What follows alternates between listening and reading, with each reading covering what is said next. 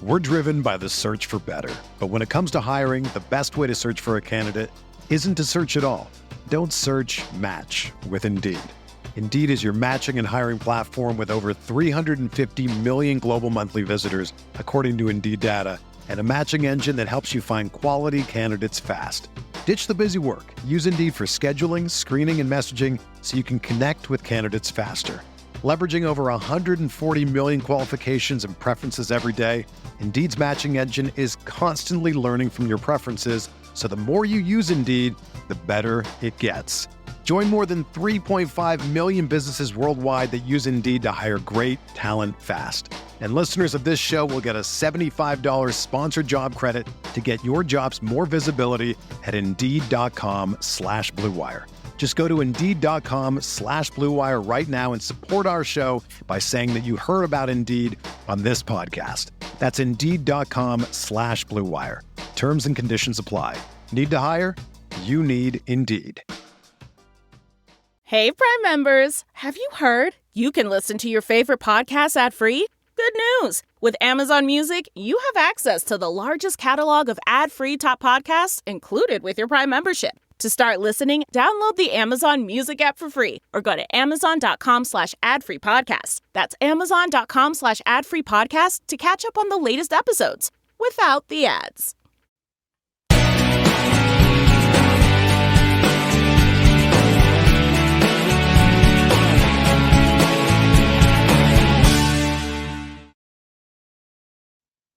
Welcome back, everybody, to the weekly walkthrough with Alex and Graham, an MSC podcast product, I guess, part of the Varsity Podcast Network presented by Lairfield. I'm your host, Alex. Joining me as always, it's Graham. Graham, welcome back. This is going to be a good one today. Oh, I'm so excited to talk about this one. This is my favorite game of the year.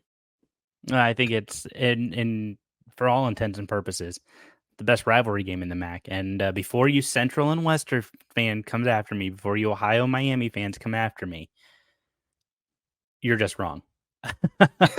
and sorry, that's just how it is. It's the battle of I-75, Bowling Green, Toledo, meeting for the 89th time on the gridiron. Over 100 years of pure hatred toward each other. It's not the oldest rivalry in the MAC, and there are some other great ones, some other great close proximity ones, such as Akron, Kent State, but Northwest Ohio really turns out for this game, and they have the last couple of years, even on weeknights. We've seen over 20,000 people at these games in the middle of the week in November during midweek action.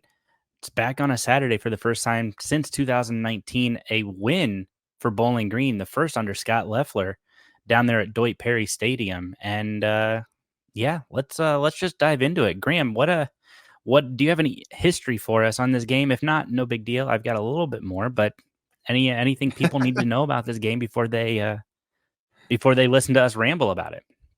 Well, what's funny is this game has had a couple of really close games the last few years. Last year with a 1-point victory for the Rockets. But what's interesting is that last year this game was at Bowling Green, and we see the Rockets walking away with a very slim victory. And 2 years ago, this game is in the Glass Bowl like it is this year, and BG walks away with a very slight victory. So that's the kind of thing that we're going to be looking at this game. Overall, Toledo leads the series 43-41 with 4 ties as well. And Toledo has won 12 of the last 14 meetings. But what's interesting is that Bowling Green has a chance now to win 2 in a row at the Glass Bowl for the first time since the 90s. So that's kind of an interesting fact there. Really excited to see this game back the Glass Bowl. Really excited to see this game on a Saturday when the fans can really show out and appreciate it. And really, it's fun to be witnessing another battle of I-75 for that I-75 trophy. I came to Toledo just at the time when the peace pipe was being retired, and so this is my Toledo experiences with this I-75 trophy. But really, the peace pipe was the big trophy back in the day, and that one got passed around quite a bit as well. Passed around between the teams, but also the students, from what I understand. Don't know if you knew that. It's a fun little tidbit for you. That's the historical context for that is the students and the athletes would actually smoke out of the peace pipe as a sign initially of goodwill towards the other universities. They would use it during primarily basketball rivalries, and it would be a sign and a token of goodwill towards the other universities. And well, now it's just a sign of retirement as we move on to the Battle of I-75 trophy. Let's just dive into this one, Graham. We've got some good stuff on tap here. Two very different seasons for these programs. Toledo, obviously, a massive blowout win over, frankly, let's call it what it is, SEC cellar dweller, Mississippi State. Bowling Green with heartbreaking losses to a couple of top 25 teams. But then they come home, lose a couple of games to teams, frankly, they probably shouldn't have lost to. Toledo drops one on the road to Western Kentucky, and then they've been figuring it out. They lost a tough one at Buffalo, and now we're here. Toledo 5-2, Bowling Green 3-4. What's your initial take on this game? This is one where it can go either way. This game opened at -3 in favor of the Rockets, and that's just what we call the home field goal advantage. Is just the Rockets being the home team, they get that field goal advantage. This game is now shifted; it's -2.5 in favor of the Rockets. So we can see how close this game is, and inching ever closer that line every day. It's gonna be a close one. We talked about the last two games have been so close. Last year only by a single point. I expect this one to be a close one as well. I don't want to spoil things, but I think my get up here tells you my pick for this game. It's gonna be and I would say but for today it's just my Toledo Rockets. You can have that for today. I have a job to do and an image to uphold. I'm like Fox News, fair and balanced. And so let's just dive. We're going to dive into this. We're going to talk about these offenses here. Toledo, I mean, they've got some great playmakers, right? But I don't care about the Toledo playmakers today. I care about the Bowling Green playmakers. And they have the best playmaker in the country in Harold Fannin Jr. Not only leads all tight ends in the country in receiving yards, he leads all receivers in the MAC in receiving yards. Second, a distant second by about 300 of those yards, Jawan Newton out of Toledo. I'm excited for this battle, but I think we already know you can't stop Harold Fannin Jr. from putting up 200 yards a game on you. It's game over. I think that's interesting. Is Harold Fannin Jr. maybe the best tight end in the country right now? Certainly the highest rated one by Pro Football Focus, and one of those game breaking type players, especially in the Mid American Conference, where you having a big bodied, strong and athletic tight end can really result in victories a lot of the time. We talked about these teams have different kind of seasons, but both of these teams are 2-1 in the conference, and that's speaks to how good these teams really are. When we step outside of the conference, anything can happen. You can win a game against Mississippi State. You can drop a game to Western Kentucky. You can play a couple of close games, and especially close game against a Penn State team. But when it comes down to it, these rivalry game is going to be close. I think you're right. I think Harold Fannin Jr. is going to be one of the big game breakers in this game. He's going to be one of the guys who's going to determine who comes out on top here. But I'd like to take you to some less specific numbers and more team numbers. When we look at the game, what's interesting here is the way that these units break down. If we're looking at offense, Toledo has 30 points per game compared to Bowling Green's 25.1. But when we look at total yards per game, Bowling Green comes out on top with 373.3 yards per game compared to Toledo's 368.9. You'll notice how close those totals are. These offenses are very, very similar in terms of total yardage, in terms of total scoring. The difference here, Toledo's going to pass the ball a little bit more than Bowling Green is, which is interesting because we just talked about the way Harold Fannin is leading the conference in receiving yards. But on the Toledo side, we have both Jerwan Newton, as well as Junior Vanderos, as well as Anthony Torres, and really this three-headed monster of a receiving threat, and not to mention Jacquez Stewart gets involved there from the running back position. This Toledo offense is varied when it comes to the passing game, and I wouldn't be surprised to see Tucker Gleason come out here and really take control of the game through the air. Well, that's assuming, of course, Tucker Gleason is healthy. John Allen Richter started last week for the Rockets, and I mean he was fine against a really tough Northern Illinois team. You talk about Toledo passing the ball a lot, and you're right. I mean they've got the numbers to back that up. But I think when you look at passing defense, that's going to be strength against strength. Bowling Green leads the conference in passing defense, only giving up 161 yards a contest. Or, sorry, they're second in the Mid American Conference, giving up only 161 yards a contest. Northern Illinois, they've been limiting teams to 156. So this is going to be strength against strength. And I think Bowling Green, converse to Northern Illinois, has the offense that can kind of support the defense. You know, Northern Illinois is a lot of 3 and out for the offense, 3 and out for the offense. I mean, they put up 6 points a week ago. Bowling Green, they perform a lot better. And again, it's a rivalry game. So, of course, records and things don't matter. We've seen that historically in this time and time again. But I think that's going to be the battle that we need to watch. We've got strength against strength, Toledo passing offense versus the Bowling Green passing defense. Yeah, I mean this BG passing defense is nothing to sneeze at, and they certainly have holding teams to 161 yards a game is an impressive number there. What that comes down to, though, is Bowling Green is going up against teams who are not necessarily utilizing the pass. Bowling Green has also given up 178, almost 179 yards on the ground per game, which is far higher than Toledo, only allowing 121 per game. What's interesting about this Toledo team is that we've utilized 3 different running backs in Jacquez Stewart, in I'm sorry, I'm missing in Willie Shaw, and also in Connor Wallenczak. And Connor Wallenczak leading the team right now in rushing yards. Kind of surprising, given that Jacquez Stewart came in this year as being the clear number 1 back in this team. But we see Jacquez Stewart as well as Willie Shaw both missing games this year due to injuries, giving Connor Wallenczak a chance to step in there with this kind of 3-headed monster in the backfield compared to that 3-headed monster I talked about earlier in the receiving game. There's a lot of threats on this Toledo Rockets offense, and whatever Bowling Green is giving the Rockets, they'll have an opportunity to answer with something else, another weapon on the offensive side of the ball. It seems to me that this Bowling Green offense is a little one-dimensional when it comes to the passing game.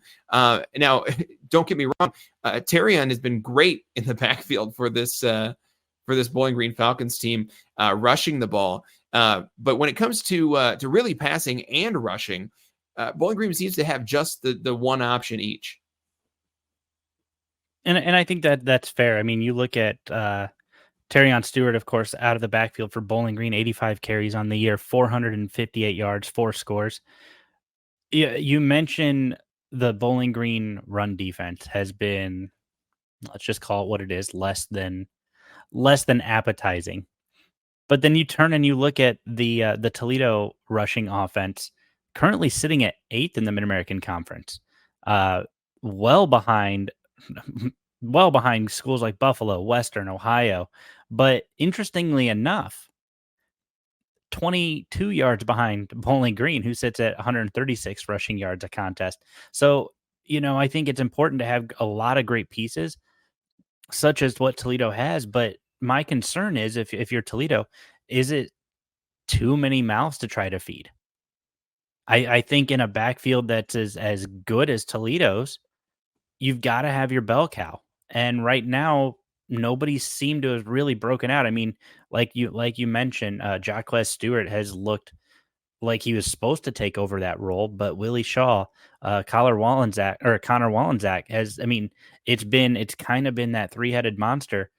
You also don't have DeQuan Finn, who was, for all intents and purposes, a fantastic scrambler to kind of extend plays. And I don't think Tucker Gleason has that, at least nowhere near to the level that DeQuan Finn has. And that, to me, I think sparks an interesting question.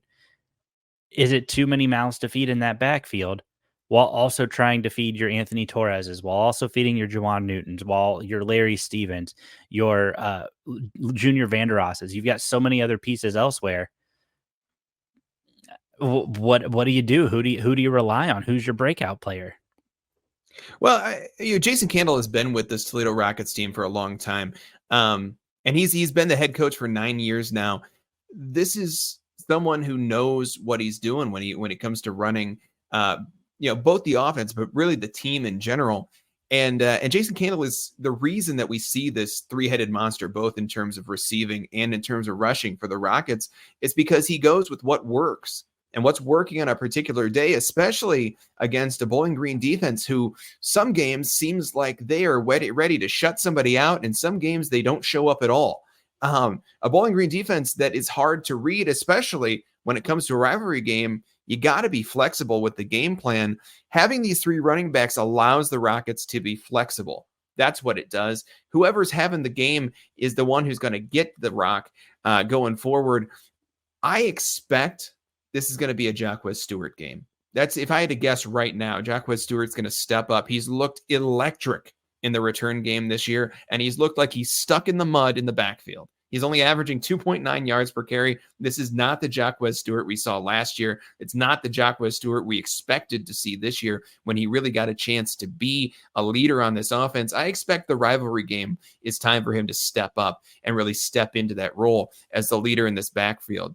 But don't forget about Kyler Wanzak, who's had this opportunity, and he's really taken advantage of it. He's the leading rusher on this team. You mentioned that Tucker Gleason doesn't have the rushing ability of DeQuan Finn, but I'll show you, he's the second leading rusher on the team right now, above Willie Shaw and Jacquez Stewart. So all of these guys on this offense for the Toledo Rockets can move around a lot. I think what's interesting to note here is that I don't think it's going to come down to the Rockets offense. I don't think the Toledo offense is going to make the difference in this game. I think they're going to score as much as they need to score. We've seen that throughout the year, with the exception of the Mississippi State game. It seems like the Rockets do just enough on offense to win a game, or they do just enough on defense to hold their opponents that way. What's interesting here is when the Falcons lose the turnover battle in the game, they are 0-6 in this battle of I-75.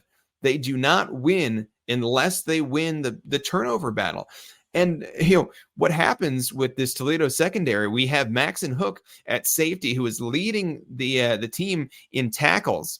But we also have Brandon Alls, who's leading the MAC in interceptions. This is a team who is ready to take the ball away from opponents and is ready to step up and stop the passing attack, especially since it's so one-dimensional trying to force the ball to Harold Fannin. I think that's an interesting approach, right? When you can rely on a guy like Harold Fannin, of course you're gonna keep throwing to him. I mean, he's got over 125 yards a contest every single week. I mean, this guy has been a wrecking ball against opposing offenses. Penn State couldn't figure him out. Texas A&M couldn't figure him out. None of these teams that they've played have been able to figure him out, and for good reason. But I think when you really break it down, you look at passing offense. Connor Bazelak has led the entire Mid-American Conference in passing offense. Now, granted, Tucker Gleason was out last week. He was out in part of the Buffalo game. John Richter came in and played the role of quarterback for the Rockets. But when you've got a guy like Connor Bazelak who can sling the ball, and this is his fifth, maybe sixth year, former Indiana quarterback, former Missouri quarterback. I mean, he has looked excellent. He's putting up 235 yards a contest. So yes, you're going to feed Harold Fannin Jr. Of course, you're going to feed your bell cow, but he's been peppering other targets. You do enough. If you get enough guys to key on Harold Fannin, that opens up a lot more. If you know that you can find a way to put two, maybe sometimes three guys on him, and your opponent's going to do that, that gives you a lot of opportunity elsewhere, especially with this rest of this receiving core. The other thing that's worth noting, Bowling Green's offensive line has given Connor a lot of time to figure out where to throw the ball. That to me is just as important as anything else, because you got a guy who can throw and you give him time to throw. Watch that turn into scores. Bowling Green has played some incredibly tough opponents in non-conference play. They came in a little bit beat up. Connor Bazelak didn't play much in that Northern Illinois game. You got guys who can come in. They can come in and play. They can play well. I really, really like this Bowling Green offense as long as you have a healthy offensive line and a healthy Connor Bazelak and a healthy Harold Fannin. That two-headed monster, I think, could be enough to counter this Toledo defense, who we've seen has just been. We watched Buffalo do it a couple weeks ago. Buffalo came out and said, "Hey, we're going to air raid. We're going to throw. We're going to throw. We're going to throw, and it's going to throw everything off." Buffalo came out and dominated that game. They were up 27-3 at one point, moved to 30-3. Toledo dressed the end of that game with a couple of late scores. But Bowling Green has the ability to just dot the field with passes with Connor Bazelak, led by Harold Fannin. This is going to be where Toledo collapses. And this is where we're going to see, I think, the road team be very successful for the fourth year in a row. You talked about the last two being the road teams. Go back a year further, Toledo won that game at Deutsch Perry back in 2020 or back in 2021. This is going to be something similar where we see Bowling Green come in, do what they need to do, and probably ride out of here with a victory. Well, that remains to be seen. These BG Falcons have had a hard time in this rivalry game since the Battle of I-75 trophy was awarded. Toledo is 11-2 in these Battle of I-75 games, and I can't expect that Bowling Green is going to be able to turn things around this year. The last two meetings were close. These meetings aren't generally always very close, and the difference here is that Toledo is just the better team this time around. You're going to talk about the passing attack of the Bowling Green Falcons and the way that Buffalo attacked the Rockets, allowed Buffalo that victory is by going through the air. But this Bowling Green offense only passes for 236 yards a game, which, when I say only, you might think that sounds like a lot, but 236 is nothing compared to the Rockets, who pass for 254 yards a game. That's an extra 20 yards. So the difference there is this Bowling Green Falcons team is not a team who throws the ball that much. And when we compare it to the Toledo Rockets through the air, you want to talk about the way that Tucker Gleason is not living up. Well, Tucker Gleason missed an entire game compared to the other side of the ball. And so this is a Toledo Rockets team who is passing at the same rate as Bowling Green is, and they're completing passes at the same rate. They just have more weapons that can spread the field that way. Toledo has had, for the past 3 years, really, really excellent secondaries. And this is a secondary who can do the same thing. They're going to step up in a rivalry game. This defense is of course, led at the linebacker position. I love Dan Bolden. I got to say his name. The guy's going to step up there. He's going to force the Bowling Green team to go away from what they want to do, which is throw to Harold Fannin Jr. It'll be interesting to see whether or not the Rockets can stop BG on the ground. We talked about Terrion Stewart just briefly, but he's a guy who can come out and he can run. He's run for almost 500 yards on the year, and he's an impressive back as any in the Mid-American Conference. What's going to be interesting is whether the Rockets defense can step up. I think they can. Maxon Hook and Dan Bolden both doing a great job in terms of tackles, shutting down rushing attacks. And then, as I mentioned earlier, it's the all show in the backfield, coming up with 3 picks on the year already. I can't imagine that this Rockets team, especially after you mentioned that tune-up game against Buffalo, which turned into a loss when they traveled to Buffalo. A game where the defense really had to figure themselves out. They're going to be figured out now. They're ready to attack a passing game. They're ready to turn things over in the secondary. And And Brandon Alls is going to walk away with enough turnovers this time around to make this a victory for the Rockets. This is going to be a home field advantage for Toledo this time around. They're going to win the turnover battle. And this offense is ready to start clicking.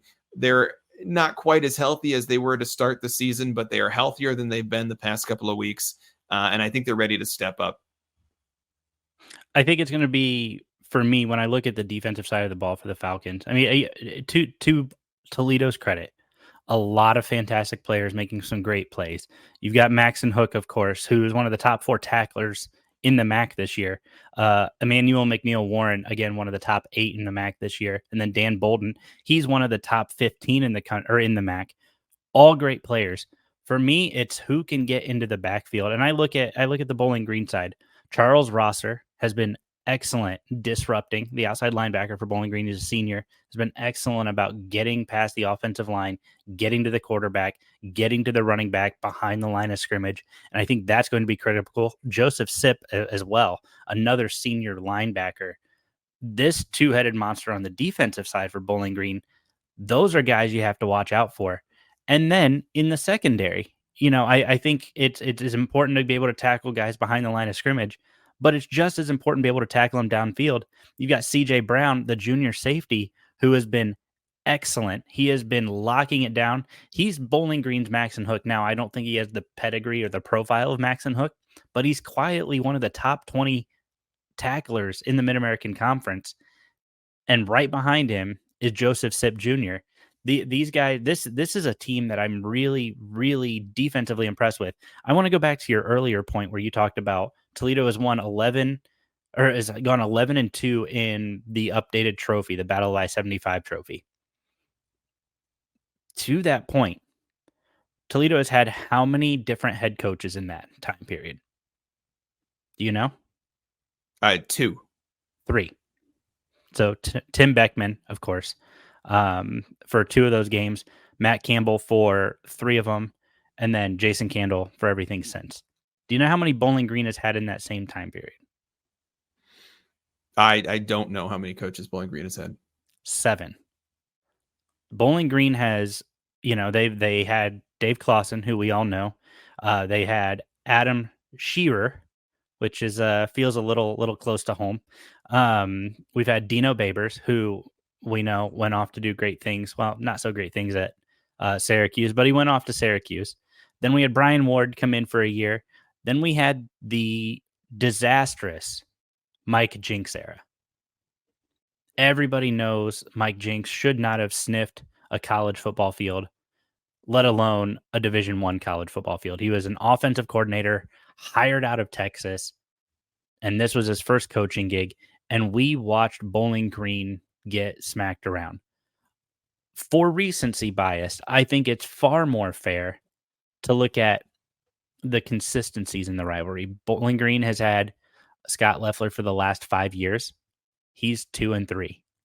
Not bad when your program had been 0-4 the previous 8 years in this rivalry game. Jason Candle has been consistent, and he's done a great job leading Toledo to a winning record against Bowling Green. But I think it's more fair to look at what Scott Loeffler has done versus Jason Candle. Not to discount what Mike Jinks did, because frankly he didn't do anything, so there's no discounting. But I think you have to be able to, and you have to be willing to look at Scott Loeffler, Jason Candle. There's no denying that Scott Loeffler has done more with less talent, which is why, despite Toledo being the better team, really, I think all 5 years since Scott Loeffler's been at Bowling Green, he's pulled away 2 victories and almost pulled off a third last year.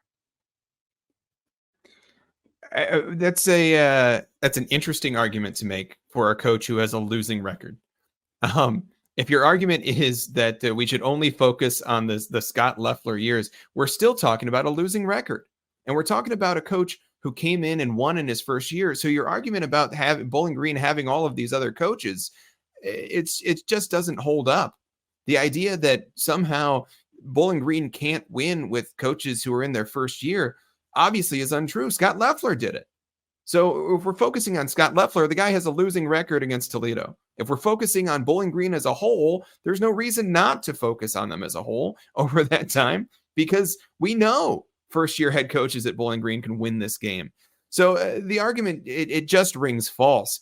The fact of the matter is Jason Candle has been a better coach than Scott Loeffler has. Let's talk about Scott Loeffler. Let's talk about his 23-39 record at Bowling Green. He's been a better coach by a point. No, he's been a better coach by MAC championships. He's been a better coach by record. He's been a better coach of, let's not just focus on the rivalry games. Let's remember that coaches coach the entire season, Alex, not just one game. It's I know you would like it. Coaches do your work was only judged. They keep their jobs over rivalry games. And how long has Jason Candle been at Toledo? He's been there for 9 years and he's won 2 championships. And how long has Scott Loeffler been at Bowling Green? This is year 6, and he's so gotten a lot closer. Your argument is that coaches keep their jobs over rivalry games. Jason Candle's done a great job in rivalry games. He's only lost 2. And you're not wrong on that. But look at what happened to these other coaches. You're telling me to focus on Scott Loeffler at the exclusion of Jason Candle. That's not the way the game is played, sir. There are 2 teams. You've got a Jason Candle who you just said has a winning record against Bowling Green, correct? No denying that, right? What do you want me to denying say? That, right? He has a winning record. He has a winning record against Bowling Green. What did Jason Candle inherit? Did he inherit a Mike Jinks led Toledo team or a Matt Campbell led Toledo team who beat Arkansas on the road, who beat Iowa State, who knocked off multiple Power 4 then Power 5 teams? I would listen to the rest of this argument, except for the fact that Scott Loeffler won in his first year. It must not have been that beaten up. Or maybe Jason Candle wasn't that great of a coach. Maybe he wasn't, but he clearly is now. He's 70-37 with the Toledo Rockets compared to Scott Loeffler's losing record. The rest of that year. Look at how bad BG was the rest of that year. Scott Loeffler has a losing record. I don't know. Scott Loeffler has a losing record to Toledo by a point. No, he has a losing record in general. You want to keep turning this back to the rivalry argument? I'm telling you, that's Scott all that matters right now. Scott Loeffler is 23-39. Okay, let's talk about the rivalry. Scott Loeffler has a losing record against Toledo by a point with far less talent, sir. Toledo's had the highest recruiting class in the MAC for like a decade now. And we all know that recruiting class rankings are always correct. My argument here, Alex, is you just made an argument before about how talented this Bowling Green Falcons team was. Harold Fannin Jr. is the best receiver in the entire country. That's what you told me. You tried to tell me best tight end in the entire country. I want to be clear. Best receiver in the MAC. Let's pump the brakes on country. So we just looked at this and we just said how talented this Bowling Green team is, and now you're turning around to telling me, but they're not that talented. Scott Loeffler is a great coach. That's why this team is so great. Alex, you got to pick an argument, man. Either they're talented or they're not. The fact of the matter is Scott Loeffler. I don't want to discredit any of the Bowling Green talent, but I want to be clear. Scott Loeffler has elevated this Bowling Green team, and he's taken essentially nothing, and he's finally turned it into something. You remember watching those Mike Jinks teams. You and I have talked about those Mike Jinks teams and how awful they were and how it set Bowling Green back a millennia in college football. Scott Loeffler resurrected this Bowling Green team, this Bowling Green program that he inherited. His first year, they went 3-9. And what did they do to Toledo? Beat them 20-6 at home. Toledo finished that year 7-5, 6-6, maybe. Toledo was a much better team. Who had the better game plan that day? Who had the team better prepared that day? That's what I'm talking about. Scott Loeffler has been able to take... That's a strong argument. Scott Loeffler has been able to take nothing who was able to bring it forward this team to make them better. To surprise this team. He's not going to surprise Jason Candle anymore. And now he surprised him 2 years ago. Yeah. Okay, let's talk about 2 years ago. Let's talk about last year. Let's talk about this year. You're telling me Rockets Jason Candle wasn't sweating in that locker room, down 25 at halftime? And what happened? They eked out a lucky fourth down conversion to win that game. So your argument is that the Toledo Rockets won last year on luck. Absolutely. So then how can we not talk about the first half for Bowling Green being luck? I mean, that was clear domination. That was clear game plan, scheduling, and scheming. I'll admit, Bowling Green's defense collapsed worse than the 2008 housing market in the second half of that game. I'll admit that. But it still took Toledo a 4th down conversion to pull off the win. And big teams show up in big places. And big players good teams show up win. in big I'll places. give you that. But great And teams the better cover, team and won Toledo last year. didn't cover. You want to reduce everything down to betting lines, then I suppose you're correct. The fact of the matter is, we're not talking about betting lines right now. We're talking about who's going to walk away victorious on Saturday, and that's going to be my, not your, Toledo Rockets. Well, I hate to say it. It's the snubbing of your Toledo Rockets towards the Falcon marching band that is going to propel these Falcons to victory. Also, Harold Fannin Jr. doing Harold Fannin things. But the road team gets it again this year. I think Bowling Green comes into the Glass Bowl. They understand what's on the line. They have a renewed sense of this rivalry. They understand the importance of this rivalry, and that this is essentially a MAC championship elimination game with no longer having divisions. They understand what's on the line, what's at stake. Scott Leffler has the team ready to go. They come into a striped out Glass Bowl. However, Toledo's planning on doing that. And they beat the Rockets at home. And, they ground the Rockets. They claw up the Rockets. They tear out the engines, and they say, nope, this is our stadium. And we'll call it Doit Perry North here in the Glass City. Falcons. Wow, that would be a very bad change. Doit Perry is just 100% a worse name for a stadium than the Glass Bowl. But if you think the Birds can beat the Rockets, well, I think you are smoking something, my friend. Did you find the old peace pipe trophy?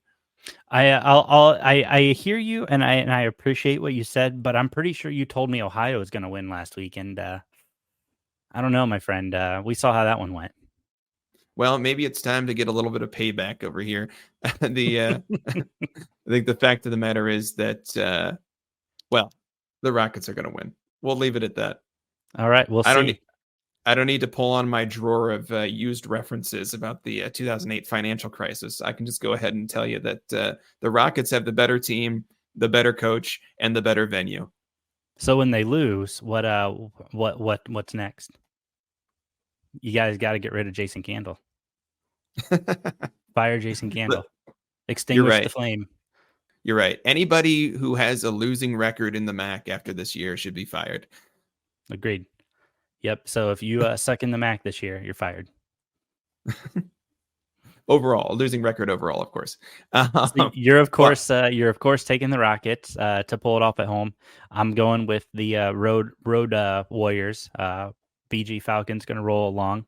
Anything else on this one before we move into our weekly pick'em segment, Graham? I don't want to open up anything else here, but I forgot to mention Anthony Torres. The Rockets have their own excellent tight end. He's not quite a Harold Fannin Jr., but I would be remiss if I didn't mention his name. Fair enough. Well, that's going to do it for that, guys. You know where the battle lines have been drawn. Graham going with the Rockets. I, of course, representing the Falcons out of Bowling Green. Shout out to the BG softball team for the sweatshirt. Appreciate you guys. And before we head into our MAC college football schedule pick'em, got to talk to you guys about the Varsity Podcast Network. It is a free app to download in the Apple Store, the Google Play Store. Download it today. It's presented by Learfield, when they've done a great job of compiling all of the live audio broadcasts for every sport across the country for all your favorite college teams. So let's say you want to listen to this Toledo Bowling Green game on the road. You can't be in the Glass Bowl. Unfortunately, like myself, won't be able to be there. But you want to listen to this game. You want to listen to the call. You can download it. Listen to Todd Walker out of Bowling Green. Make the call. Todd Walker, great guy, by the way. If you guys don't interact with him, fantastic broadcast voice. You can listen to him and make the call from the Glass Bowl. You can get the sounds of the stadium. You can hear the bands playing. You can hear the fans screaming. You can hear the calls, the analysis in real time on this app. Maybe you want to wait and download something for, I don't know, let's say baseball season. Graham and I are big baseball fans. You're going to be able to listen to all the MAC games on this app live during baseball season. It's a great app. Also, the best part, you can download this app and you can listen to your favorite college podcast. such as yours truly. You can listen to podcasts such as the Sickos Committee, Group of Five Guys, and hundreds of other podcasts, all for free. You just have to download it, create your account, sign up today, download the Varsity app by Lairfield. It's well worth having on your phone. Love the app. Gotta love the app. Let's talk this slate of games, Graham. It's everybody's playing MAC games. Finally, we are fully into conference play. We are done with the out of conference. Ball State almost pulled off they played a much closer, but almost pulled off a surprise victory. It was tied 14-14 going into the final quarter of that game with Vanderbilt. Vanderbilt, of course, winning 24-14. But now we're all playing MAC games. Everybody's excited, geared up for what should be a good weekend of college football.